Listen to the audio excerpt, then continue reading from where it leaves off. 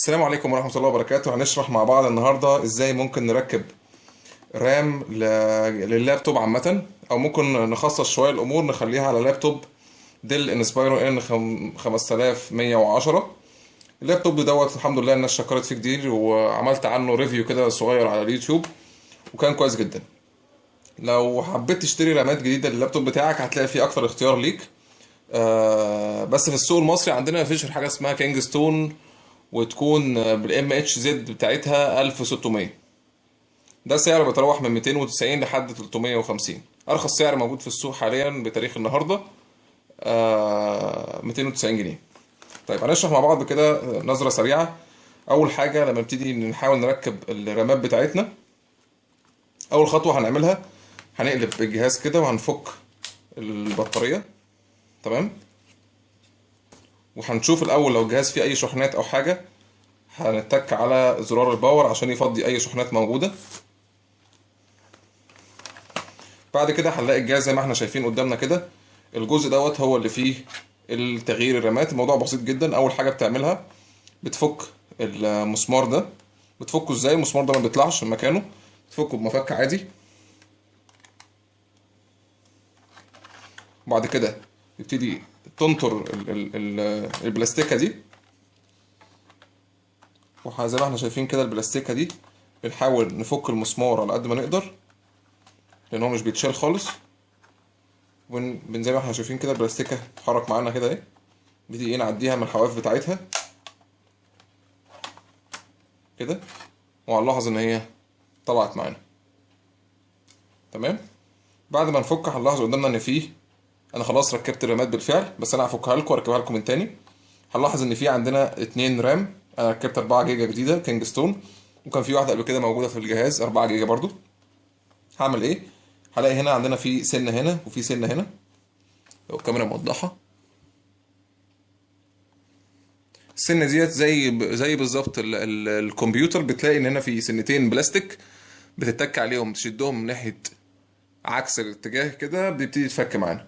هنلاحظ انا همسكها من هنا ومن هنا وهعدي كده عليها، اترفعت معايا.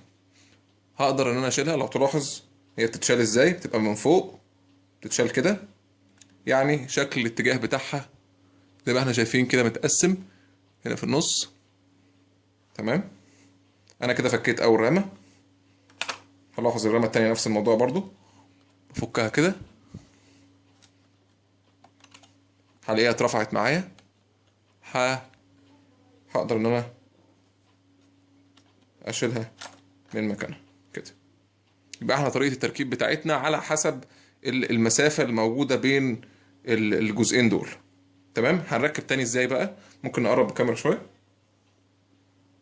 هنركب تاني ازاي؟ هلاحظ ان انا الاول بحطه بنفس الوضعيه اللي كانت مفكوك فيها بالظبط كده. شايفين ازاي؟ وسايبينها خلاص. نبتدي نتك عليه بس تكه بصباعنا كده. هنلاحظ ان هو بات في المكان بتاعه والاتنين قفلوا عليه. وهكذا نفس الموضوع في التانية برضو.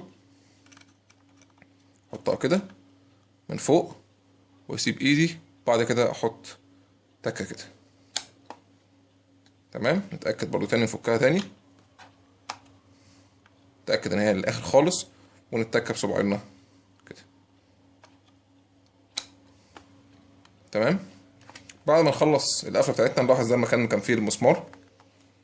هنجيب الكفر بتاعنا، والكفر رخم شويه بس نحاول ان احنا ايه نخلي بالنا من السنون بتاعته عشان مفيش سنه تتكسر كده ولا كده.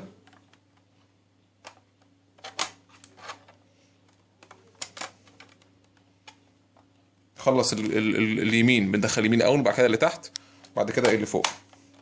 تمام. نسمع تكات كده. تمام. خلصنا. نجيب المفك الجميل بتاعنا.